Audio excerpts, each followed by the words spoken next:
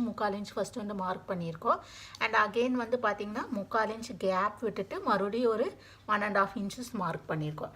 And இந்த line நம்ம வந்து இப்படி வந்து கனெக்ட் பண்ணிக்கலாம். இதோட நீங்கள் வந்து வி மாதிரி பண்ணிக்கோங்க. இந்த 3/4 இன்ச் நம்ம மார்க் பண்ணியிருக்கோம் இல்லையா, அது வந்து நீங்கள் வந்து வி மாதிரி பண்ணிக்கோங்க. அண்ட் இங்கேயும் அதே மாதிரி வி, இந்த 3/4 இன்ச்சோடதெல்லாம் நம்ம வந்து வி மாதிரி பண்ணிக்கிறோம்.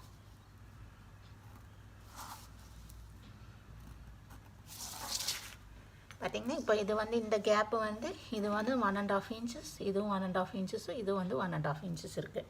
அண்ட் நம்ம இதை இன்னும் கட் பண்ணிடலாம்.